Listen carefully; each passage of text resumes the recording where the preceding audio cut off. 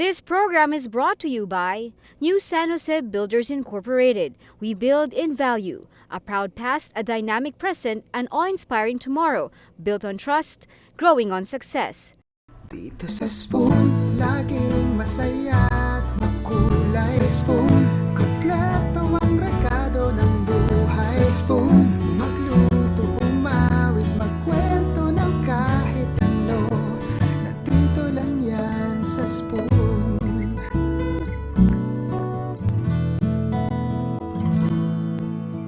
Magandang araw po sa inyo lahat. Samahan niyo po ako ngayong araw sa paglilibot dito sa Las Casas, Filipinas de Azucar Heritage Resort dito sa Bagac, Bataan. Ganda, no? This place is not just a home of historical and antique homes, but also a great hub for authentic and delicious dishes. Kaya naman wag na kayong maglilipat ng channel dahil sa aming pagbabalik, we will explore Las Casas and its restaurants. Don't go away. Spoon will be back. Let's go!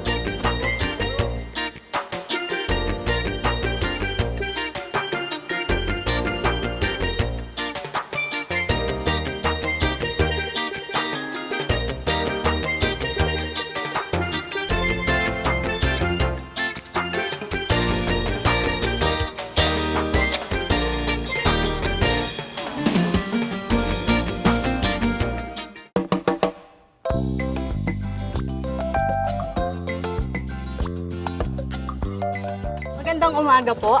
Muli po ay maligayang pagdating dito po sa Las Casas, Filipinas de Azucar. Ako po ang yung magiging tour guide na si Joycel. Hello, Joycel. Yes po. At sasamahan ko po kayong libutin ang 27 makasaysayang bahay na nailipat po dito sa Las Casas. Ang una po nating bahay, iyan ang Casa Tondo na nagmula po sa Tondo, Manila. Yung bahay po na to ay naitayo noong 1900s at meron po mga pulang bubong sa ibabaw ng bintana. Yan po yung canopy or sa Spanish po is media agua. Protection po sa loob ng bahay sa malalakas na ulan. At protection po ng ating mga kapis na bintana upang mapreserba po ito at hindi agad-agad na masisira. Okay. And then ito naman po yung susunod nating bahay, ang Casa Quiapo na nagmula po sa Hidalgo Street, Quiapo, Manila. Yung bahay po na to ay naitayo noong 1867 at pagmamayari po ni Don Rafael Enriquez. Question, lahat ito galing doon? Yung mga More on chandelier? po, yung mga chandelier po, one lang po yung original and then yung other po niyan is reproduction na lang po Wow, siya. ang galing. And then yung mga stones po natin, more on po yan, is reproduction na lang po siya dito po sa Las Casas. Oo, pero maganda ah. Yes po, ma'am. We make it beautiful po talaga. Yan po Question, ngayon. bakit siya nakatakip ng plastic? Yan po kasi ay for protection po ng mga bintana po natin dahil wala po siyang mga canopy. Ah, okay. Yes po, ma'am. Oo, tama. And then yung bahay nga po na to, yan po ang unang building ng UP o yung School of Fine Arts po ng UP. Oo, kaya nga may UP na insignia. Oo. Yes po, ma'am. And then, noong 1908 po yun to 1926. Noong 1927 naman po, yung school po ng UP ay lumipat sa kanilang tunay na building sa may Ermita, Manila or Padre Paura Street, Ermita, Manila. And then, yung bahay po na to ay naiwan bilang bowling alley, girls and boys dormitory. Okay. And then, ito naman po yung next nating bahay, ang Casa Baliwag Uno na nagmula po sa Baliwag, Bulacan. Yung bahay po na to ay naitayo noong 1898 at pagmamayari po siya ni Kapitan Vergel de Dios. At yung bahay nga po na to, mapapansin nyo napakahaba po niya. Oo. And then floral design po yung kanyang bahay dahil nung 1890s po, yan po ang mga usong disenyo before ng mga houses. Mga mabubulaklak na disenyo. And then yung house po na yan, si Kapitan Vergel de Dios po kasi nagkaroon ng malaking pamilya kaya po napakahaba ng kanilang bahay. Nagkaroon po kasi siya before ng dalawang asawa. Ang una pong asawa ay si Carmen Fausto de Leon. Nagkaroon po siya dito ng 9 na anak. Ang dami ah. Yes po. At nung namatay po si Carmen, nagkaroon po siya ng ikalawang asawa. Yun po ay si Angela Nunez. At nagkaroon naman po siya dito ng 12 anak. So all in all po, 21 children. Yes po, are living in that Oh my house. gosh, 5 lang, nahihilo na ako. Imagine mo siya, 21. And then yung bahay po Grabe. niya nung 1950, naging munisipyo po yan ng Baliwag, Bulacan. Dahil si Kapitan Vergel de Dios po ay naging mayor po ng Baliwag, Bulacan. Muli po ang Casa Baliwag Uno na nagmula po sa Baliwag, Bulacan. At yung next po nating bahay, yung house po ni Chodora Alonso or yung mother po ni Dr. Jose Rizal. Yes. Yan po ang Casa Binyan na nagmula po sa Binyan, Laguna. Naitayo po yung bahay nung 1700s. More on po niyan is reproduction na lang po and 5% na po yung original na parts Materials. po ng bahay. Yes po, ma'am. At yung nagmay-ari po nito is si Gregorio Alonso na ipamana na lang po yung bahay sa kanya pong apo na si Don Lorenzo Alberto Alonso. Si Don Lorenzo Alberto Alonso naman po ay nagkaroon din po ng 2 asawa. Ang una pong asawa ay si Paula Florentino at ang ikalawa po ay si Brigida Quintos. At yung naging anak niya po sa kanya ikalawang asawa na si Brigida ay si Chodora Alonso, ang mother po ni Dr. Jose Rizal. At nasa second family nga lang po sila Chodora Alonso sa Alonso family. At yung naging anak po niya sa kanyang unang asawa ay si Jose Alberto Alonso, na siya pong representative ng Pilipinas na ipinapadala po sa Espanya. At siya po yung half-brother talaga ni Chodora Alonso. Ganun ba nga talaga po, nung unang panahon? Dalawa asawa? more on po talaga ganun yung nangyayari. And then, ito nga pong si Jose Alberto Alonso ay laging wala sa Pilipinas. Kaya po yung asawa niya po nagkaroon po ng ibang lalaki rin. Kaya po nalaman po yun ng kanyang asawa na si Jose Alberto at kinulong po siya isa sa kwarto sa bahay na yan. Hala, Yes po. At ang tanging naghahatid na lang po sa kanya ng pagkain ay si Chodora Alonso, ang mother po ni Dr. Jose Rizal. ayan na, narinig nyo na. Pag nagkakaroon ng dalawang asawa, kinukulong sa bahay, ha? Alam nyo na, huwag nang gawin. At dahil nga po doon sa nangyari sa kanya, naisipan po ni Chodora Formoso, yun po yung asawa ni Jose Alberto Alonso, na magsulat.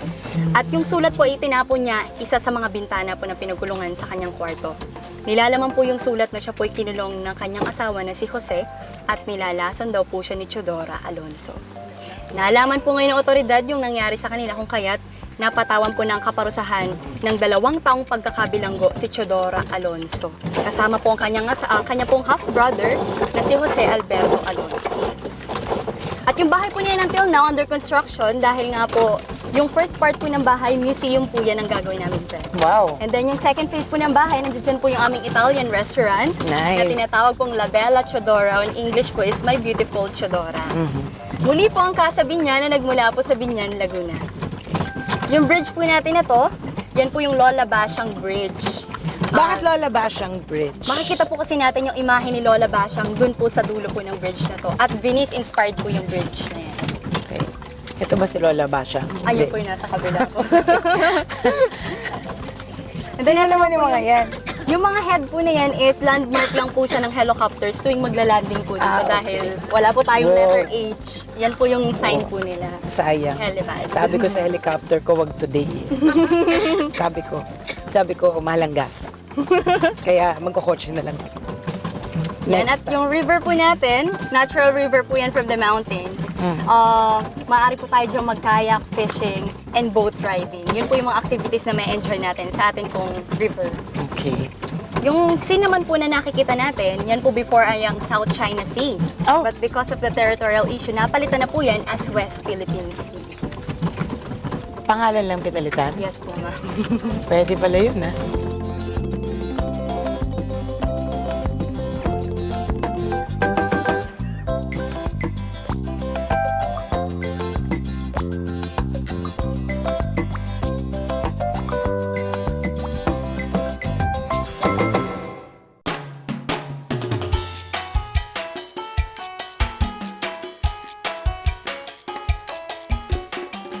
Hello! We are here with Chef Terry Cabrera sa Restored Casa Unisan. Tama po ba ko? Tama po. Tama. Okay, originally built in Unisan, Quezon and claimed as the first bahay na bato back nung year 1939. Ang tagal na nun, ha? At dito natin matatagpuan ang Cafe Mariven. And to share their specialty dishes, kasama ko nga si Chef Terry Cabrera. Ayan na. Chef Terry, ano bang lulutuin natin? Ano bang specialty dito sa Cafe Mariven? Dito ba yan sa taas? Dito po sa Casa Unisa po. Ah, sa- okay. Ang ating pong putahin ngayong araw na to, ang tinola ni Dr. Jose Protasio Rizal. Uy!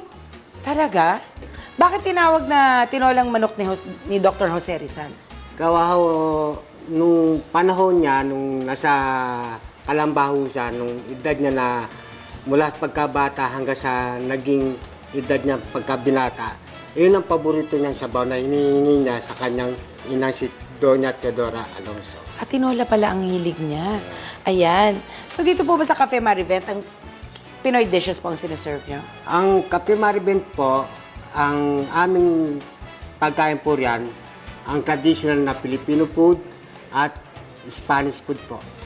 Wow. Okay, let's go po. Lutuin na po natin ito. Ang una po nating gagawin ngayon, nung araw po kasi meron na po tayong tinatawag na... Balik po tayo.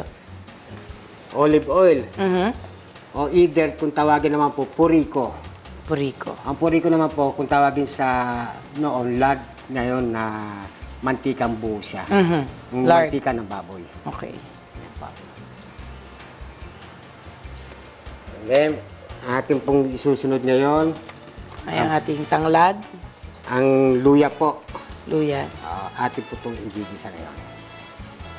Yes. Matagal na po kayo dito? Taga saan po ba kayo? Tubo po akong Baliwag, Bulacan at Pampanga po. Wow, di ang sarap nyo talaga magluto, ha? Tama-tama.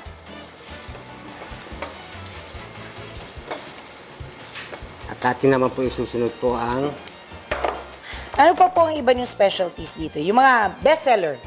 ang best seller po namin dito ang pinakbet with bagnet. Naman, pinakbet, oo. Bagnet. Ating po isusunod po yung mamaya ho. And then, ang pinakasabaw naman din po ang hinahabol po rito, yung tinatawag na binakol.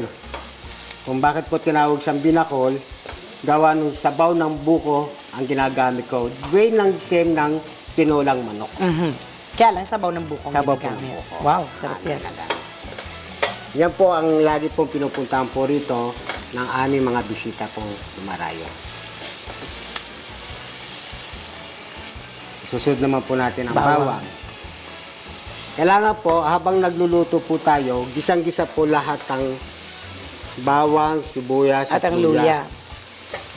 Dahil nandiyan po ang tinatawag na nung pinaka-aroma ng Tama. katas niya.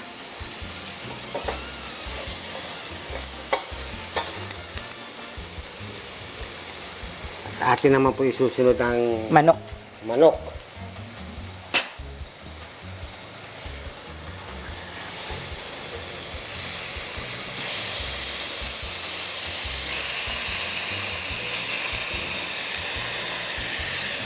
So, meron din po pala kayong buffet service. Meron po. Anong oras po ang buffet service nyo? Ang buffet ko po rito, tuwing araw po ng Sabado o Linggo po, magkakaroon po kami ng buffet po rito. Lalo na po marami po kami bisita ho. And then meron din po kami tinatawag na pambuffet din po rito para sa mga corporate po. Kailangan ho ang ating manok, gisang-gisa po siya para matanggal po nung tinatawag na lansa. Lansa. Ano. Tapos isusunod po natin nung tinatawag na patis po. Nung araw ko kasi may patis na ho yan eh. Yung panahon ni Rizal. At yan ang pampalasa nila.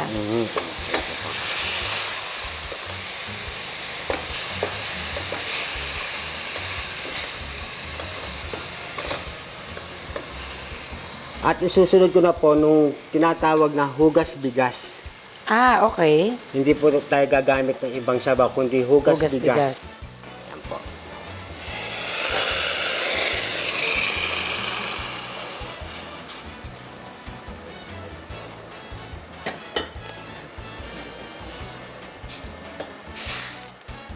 Habang tumukulo po siya, kailangan halo po tayo ng halo. Bakit po? Andiyan dyan daw ang tinatawag na sarap at pagmamahal. Ah, okay. Sarap at pagmamahal. Andiyan po.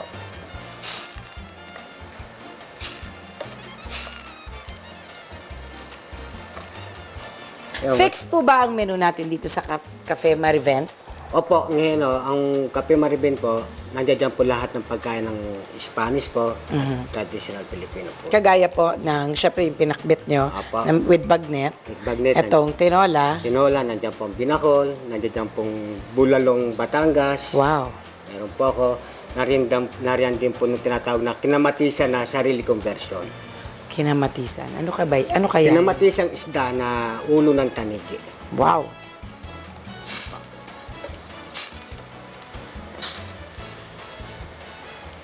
Yan po, lalagyan lang po natin siya ng konting palasa. Habang kumukulo po siya, atin po itong tatalupan ng upo. Bakit po upo ang gagamitin kong gulay Bakit sa nga po tinola ni Rizal? Dahil ito po talaga ang traditional na tinola ni Rizal na upo. Kahit sa No Limit Tangere, nandidiyon po ang upo. Hindi po papaya, hindi po sayote, kundi upo. Opo. Okay.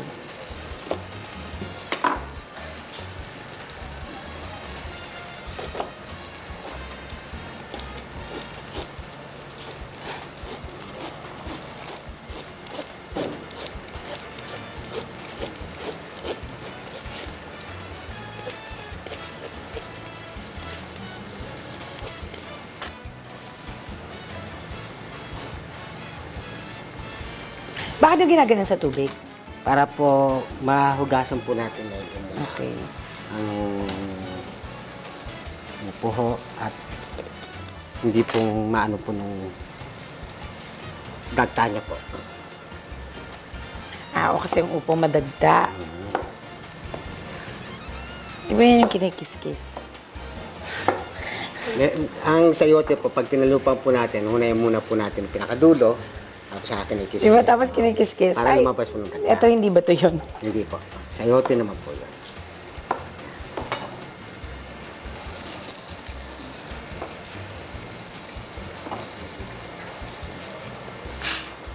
Nice.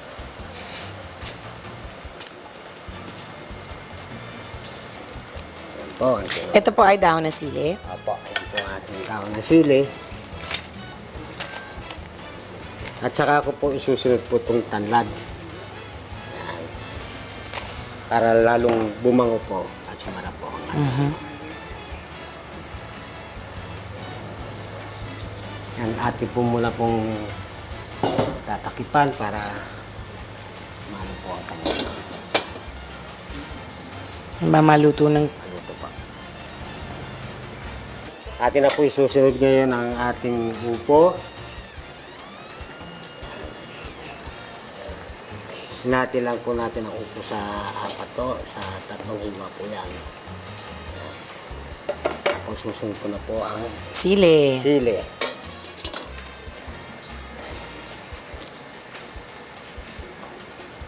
Isa pang kulo yan. Yan, maghintay pa ho tayo ng isa pang kulo. Pag kumulo na po yan, nakita natin medyo maganda na pagkakaluto ng ating upo, isusunod ko na po itong dahon ng sili. Ayan o, tapos na maluluto na po yan. At Sarap. nakikita nyo po ang ating tinola ni Rizal. At ating isusunod na po ang dahon ng sili. Kailangan nung mas marami ang dahon ng sili dahil mas lalo sumasarap ang tinola ni Rizal pag maraming dahon ng sili. Halimbawa po, wala kaming mahanap na dahon ng sili. Anong pwedeng kapalit? Meron po tayong pwede dyan na malunggay. Number 1 din po ang malunggay. At pwede naman po natin ilagay naman ng tinatawag na onion leeks kung meron din po tayong onion Yan, leeks. pwede rin. Pero syempre, the best ang dahon ng sili. Number 1 po ang dahon ng sili. Yan ang tinola ni Rizal. Okay? Okay. So, lalagay na po natin siya sa Yan. ating palayok. Atin na po ilalagay sa palayok. Ako na po.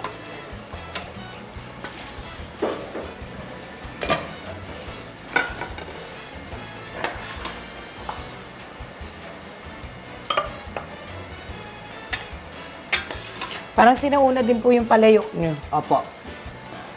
Pinauna po yan. Ang ating gamit po rito.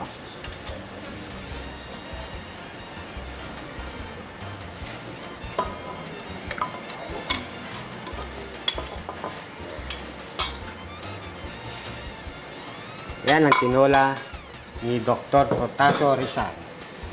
Okay, may isa pa kaming lulutuin, kaya stay tuned. Magbabalik pa ang spoon.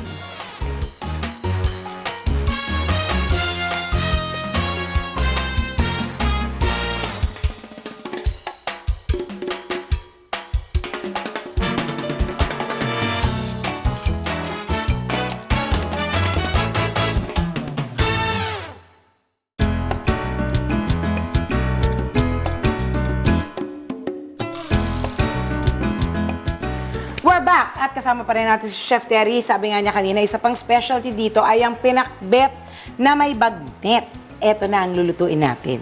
So, Chef Terry, wow, dami. Of course, meron tayong squash. Meron tayong kalabasa.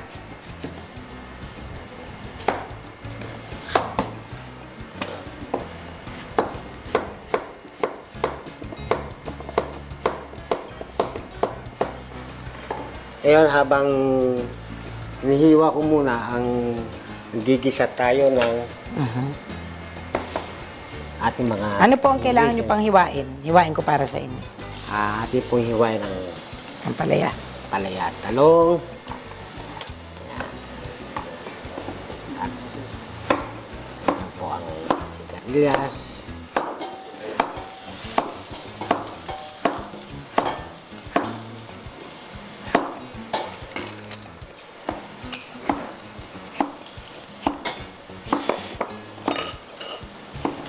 Ayan.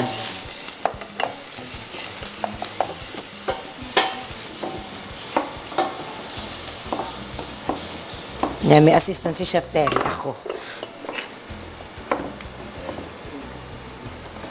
Ano po ang favorite nyo sa lahat ng niluluto nyo? Ang paborito ko sa lahat ng niluluto ko ang paella. Wow! Yung traditional paella po o yung paellang itim? Ang paella itim is paella negra na puro pusit lang siya. Ngayon, nung traditional na paella, yun ang tinatawag mo sinasabing paella Valenciana. Yun ang ano sa atin dito. Kasi ang paella, dinala sa atin dito ng mga Kastila, maraming silang version ng paella na ginawa at inano sa atin. Meron tinatawag na paella Barcelona. Pag sinabing paella Barcelona, ang gamit niya lang nun, puro manok lang. Okay. Kung paella naman sinasabi natin ngayon na traditional, yan ang paellang Valenciana. Okay. Paano po yung sigarilyas nyo? Na marunong maghiwa nito. Ang ating sigarilyas po ang iway. Okay. Ito pa. Okay. Kaya ko na yan. Kaya ko na yan, Chef Terry. Hindi ako marunong Hindi kasi kumakain ng sigarilyas. Pero masarap po yan. Sabi nga daw po nila, namin mamaya sa susubukan natin yan. Awan. Bagoong. Kayo pong gumagawa ng sarili niyong bagoong? Kami po ang gumagawa. Kaya ang bagong po namin dito, luto na talaga siya.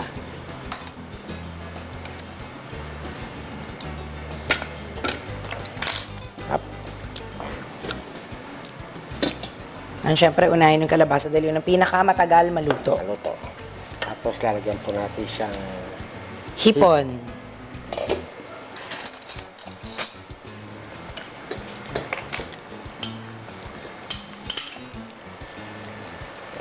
hipon natin.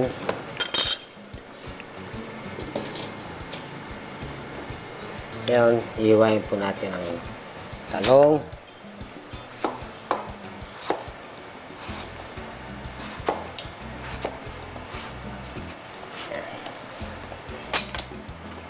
At susunod po ang ating Okra. okra.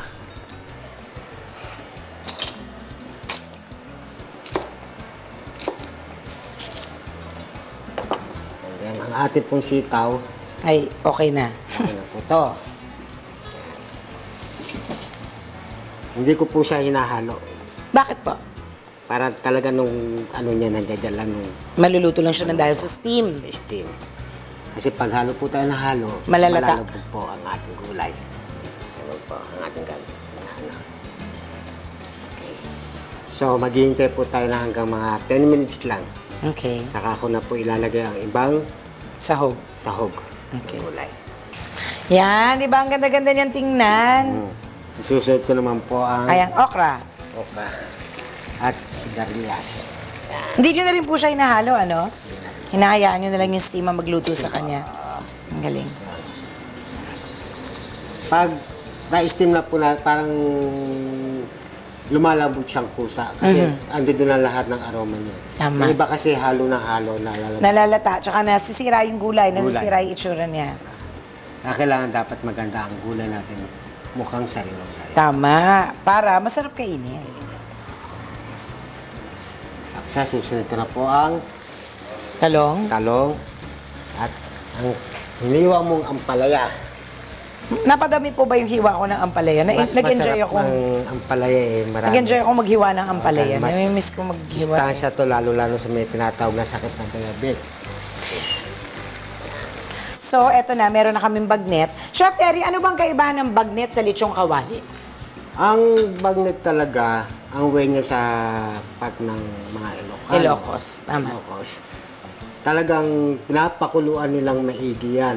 Ngayon, yung kulong-kulo na yan, hanggang sa yung sabaw niya, kumatas. Kumatas na. Yan ang way ng luto talaga ng Ang bagnet ng bagnet. Ilocano. Tapos saka po nila piniprito. Piniprito. Sarap. Yan ang way. Okay. Atin ang titignan na ating pinakbit. Yung bagnet.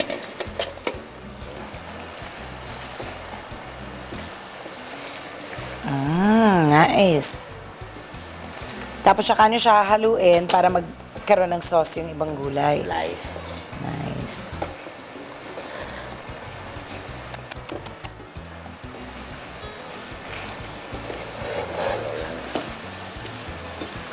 Tapos, paluluto na ating pinakbit. Ganda oh, green. Ang ganda ng kulay ng mga gulay. Okay. Ito na siya. Ngayon, ating munang ilalagay sa kandihado.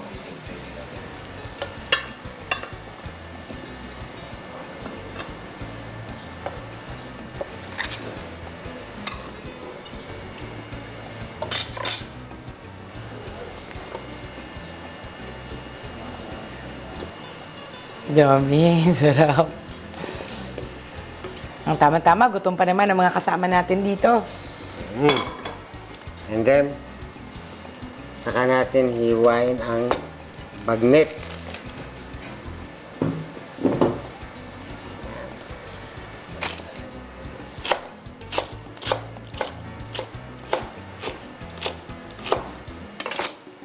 Ayan ang tinatawag na pinakbit with bagnet. Ah, sarap. Sarap. Ayan na, abangan nyo na. Spoon will be back.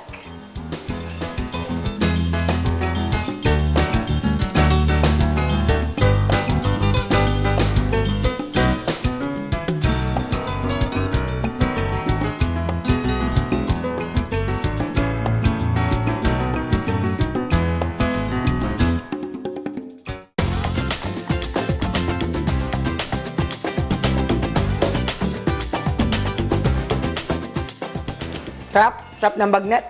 Maraming salamat po sa pagsama niyo sa akin ngayong araw. Sana ay nag-enjoy kayo at nabusog sa mga hinahin namin dito sa Las Casas Filipinas de Azucar. Thank you, Chef Terry. Marami rin po salamat. Pero di pa dito nagtatapos ang aming food adventure dito sa Las Casas dahil bukas, Italian restaurant naman nila ang aming pupuntahan at ihahain namin ang pagkain nila sa inyo. Bye for now and see you tomorrow here on Spoon, your spoonful of talk.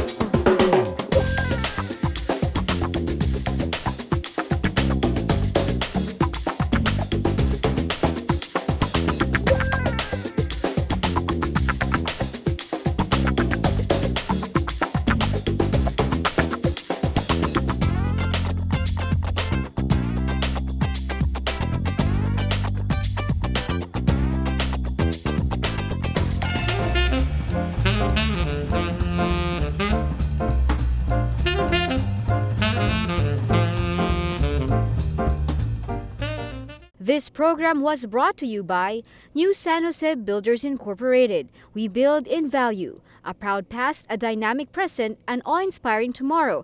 Built on trust, growing on success.